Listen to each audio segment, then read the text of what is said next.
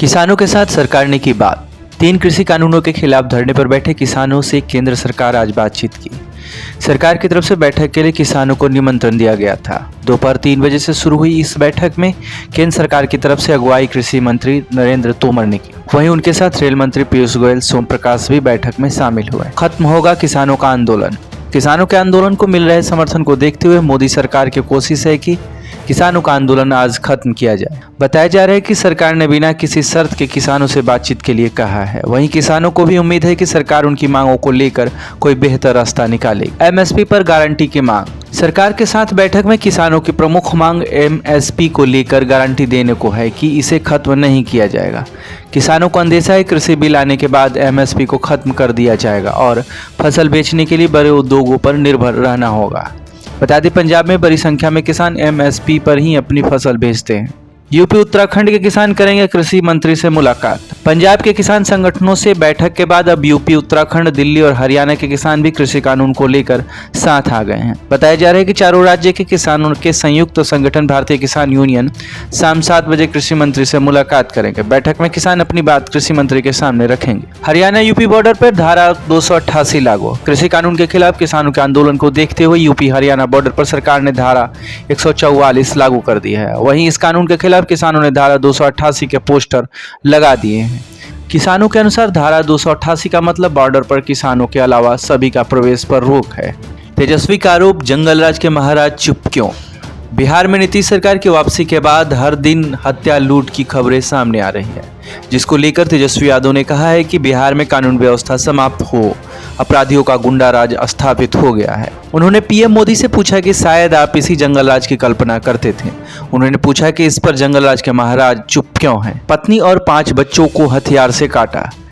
बिहार के सिवान जिले से एक खतरनाक और दिल दहला देने वाली घटना सामने आई है। सिवान जिले के भगवानपुर थाना क्षेत्र के बलहा गांव से एक सन की पति ने अपनी पत्नी और 5 बच्चों को धारदार हथियार से काट दिया। इनमें से 4 बच्चों की मौके पर ही मौत हो गई। वहीं पत्नी और एक बेटी की हालत गंभीर बनी हुई है। पति का भी अस्पताल में इलाज चल रहा है। राजधानी एक्सप्रेस से हो रही बच्चियों की तस्करी। राजधानी एक्सप्रेस से यात्रा कर रही 6 नाबालिग बच्चियों को रविवार रात रांची रेलवे स्टेशन पर तस्करों के चंगुल से मुक्त कराया गया। बच्चियों ने खुलासा किया कि उन्हें दिल्ली के लिए टिकट दिया गया था और कोई उन्हें वहां से लेने वाला था। मुक्त कराई गई सभी बच्चियों झारखंड की रहने वाली है। फिलहाल सभी को चाइल्डलाइन को सौंप दिया गया है। राज्यसभा नहीं जाएंगे श्याम रजक। राज्यसभा सीट के लिए होने वाले उपचुनाव से राजद नेता श्याम रजक ने खुद को किनारे कर लिया है। बताया जा रहा है कि एनडीए प्रत्याशी सुशील मोदी के सामने महागठबंधन ने श्याम रजक का नाम का प्रस्ताव दिया था, लेकिन अब खुद श्याम रजक ने इससे इनकार कर दिया है। इससे पहले रीना पासवान ने महागठबंधन का प्रत्याशी बनने से मना कर दिया था। कोरोना के कारण HIV का इलाज प्रभावित। वर्ल्ड एड्स डे पर संयुक्त राष्ट्र ने एक रिपोर्ट जारी किया है, जिसके मुताबिक कोरोना काल में HIV से संक्रमित बच्चों के इलाज और टेस्टिंग में 60% तक गिरावट आई है। एंटी रेट्रोवायरल थेरेपी भी 50% मरीजों को नहीं दी जा सकी। बच्चों की टेस्टिंग भी 10% कम हुई। रिपोर्ट के अनुसार हर 100 सेकंड में एक बच्चा HIV से संक्रमित हो रहा है। बेनजीर की बेटी राजनीति में उतरी। पाकिस्तान के पूर्व प्रधानमंत्री बेनजीर भुट्टो की बेटी आसिफा भी सियासत में आ गई है। आसिफा ने सोमवार को मुल्तान में पाकिस्तान डेमोक्रेटिक मूवमेंट की रैली में भाषण दिया। आसिफा ने कहा कि हम सब इमरान को इलेक्टेड नहीं बल्कि सिलेक्टेड प्राइम मिनिस्टर मानते हैं। आसिफा के भाई बिलावल भुट्टो जरदारी पाकिस्तान पीपल्स पार्टी के चेयरमैन हैं। सुप्रीम कोर्ट ने चंदा कोचर के बर्खास्तगी के फैसले को रखा बरकरार।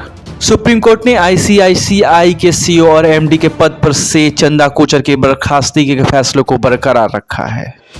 चंदा कोचर ने बॉम्बे हाई कोर्ट के फैसले के खिलाफ सुप्रीम कोर्ट में अपील दायर की थी। बता दें कि चंदा कोचर वीडियोकॉन प्रमुख वेणुगोपाल धूत को 1875 करोड़ रुपए का अवैध ऋण देने का आरोप है, जिसके बाद उन पर कार्रवाई की गई थी। तेलुगु फिल्मों के सुपरस्टार प्रभास की एक और फिल्म की घोषणा। बाहुबली प्रभास की एक और फिल्म की घोषणा की तैयारी की जा रही है। बताया जा रहा है कि KGF के निर्माताओं की तरफ से बुधवार को नई फिल्म की घोषणा की बात कही गई है, जिसमें यह तय माना जा रहा है कि प्रभास मुख्य भूमिका में हो सकते हैं। प्रभास फिलहाल राधेश्याम, आदिपुरुष और एक अनाम फिल्म में काम कर रहे हैं। कपिल शर्मा शो से भारती होगी बाहर।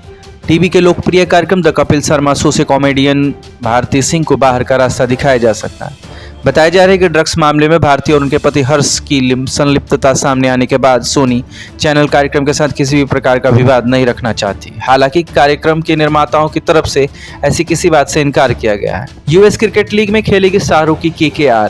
आईपीएल के कामयाब टीमों में शामिल केकेआर अब अमेरिका में क्रिकेट खेलती नजर आएंगी। बताया जा रहा है कि अमेरिका में क्रिकेट लीग का आयोजन कर रही अमेरिका क्रिकेट एंटरप्राइजेज ने इस बात की पुष्टि की है। बता दें कि शाहरुख खान की केकेआर पहले भी भारत आईपीएल और कैरेबियन क्रिकेट लीग में शामिल होती रही है।